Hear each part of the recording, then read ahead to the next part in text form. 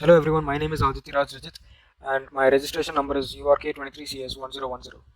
I'm here to talk about my web technology project, which is a hostel room allocation system, and I've created this using HTML, CSS, JavaScript, MongoDB and Node.js. And I'm going to give you a demo of how it works and how basically the flow of the website is and how databases are managed in this program. So before we start, I want to tell you about the server. So the server is basically the heart and soul of this website. Without the server, the entire website won't run, and the server basically acts as a bridge between the database and the website because it helps in transfer of data. So if the website wants some data, it uses the server to fetch it, and there are several routes in the server. In this case, my server is notefile.js, as you can see on the right side over here, and using several routes, it fetches data and does several processes, and each route is used for a specific purpose, and throughout the website a lot of these routes will come into handy and will help in getting the data and producing it to the user. So now let's start with the login page. So on the login page, we obviously need to enter the right credentials, and how this is achieved is that I have created a database which is students, which this is a collection. Students is the name of the collection, and inside this collection there are several documents, and each document basically contains the data of each student. Like one document is the data of one student, and there are several documents like that, and each document contains the credentials and a little data about it, like name, password and registration number, as you can see for the first one, and so on. It goes on. So whatever I enter in the text field for the login page, it checks in the database if what I've entered actually is present there, if it actually exists in the database. If it doesn't exist, it will tell it's invalid credentials and it won't let you get in the website. But if both of them match and it exists in the database in the students collection basically, then it's gonna help you get inside, and it's gonna help you log in. So I'm gonna enter my right credentials.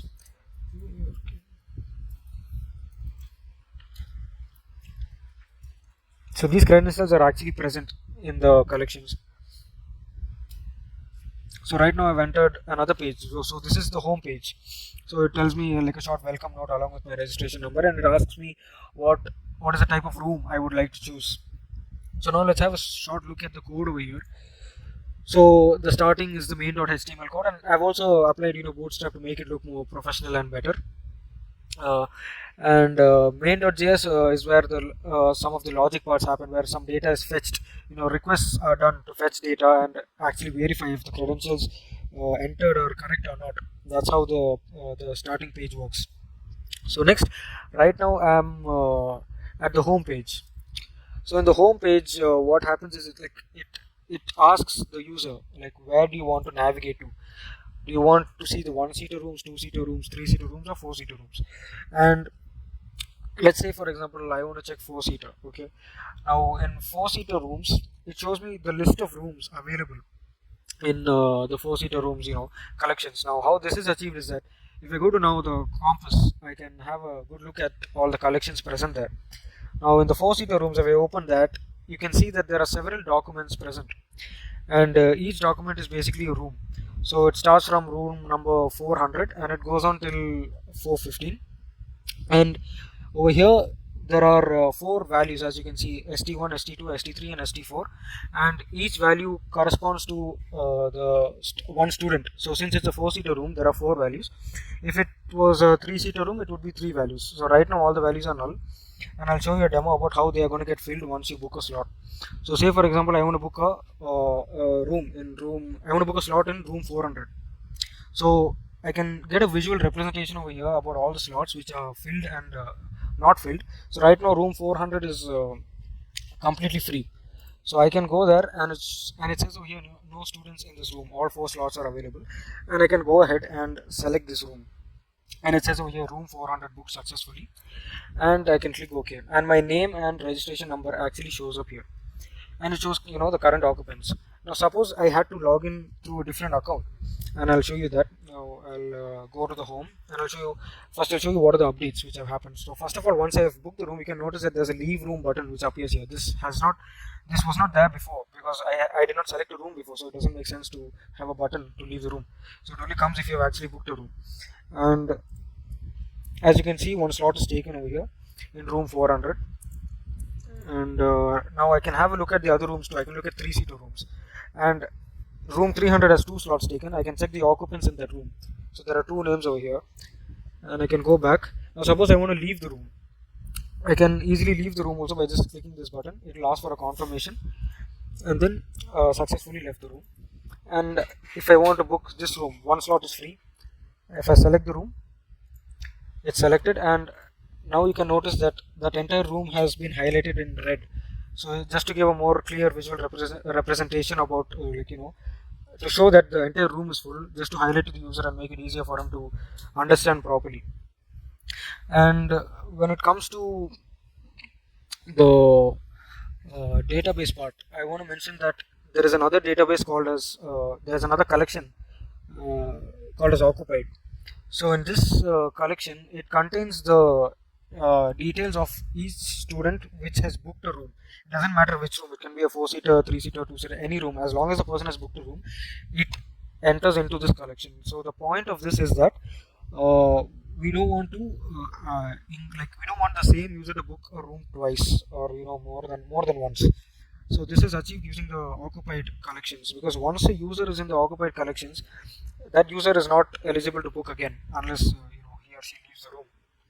And so every time any user tries to book a room, it first it checks in the occupied collection if that name is present or not. If it is present, it means that that person has already selected a room. If it's not, then the person has not selected and is eligible to select. And I've created different databases for 4-seater rooms, 1-seater rooms. So for 1-seater rooms, you can see there's only one student, and then for 3-seater rooms, there's 3 students. So as the data is getting updated in the website, the data is as data is getting updated by the users, it's getting updated in the database. And if I want to log in through a different account, any account, right now I was using 1010 before. Say for example, I want to use a different one.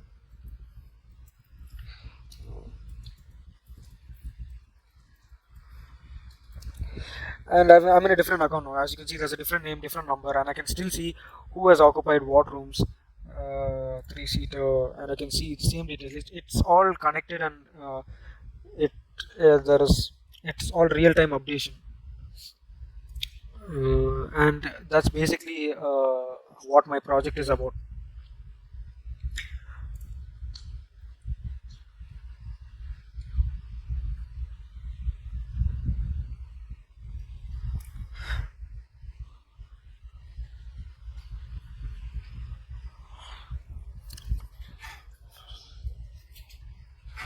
So now when it comes to the coding parts, so the home.js is basically as I said before.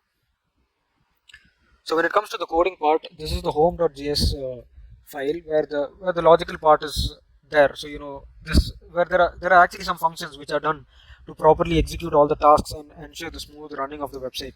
So for example, here there is function of select room type. So if I select the room type 4, it will go to the 4.html page. If I select 3, it will go to 3.html page, and so on.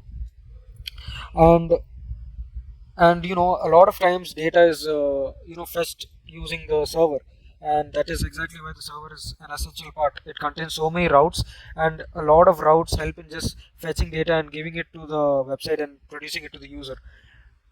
And now if you go to the different JS files, you can see a lot of times the HTML part is getting updated because of the updations in the database or updations in the website which are happening. So the HTML is actually getting updated when some data is getting updated. So that's what is happening.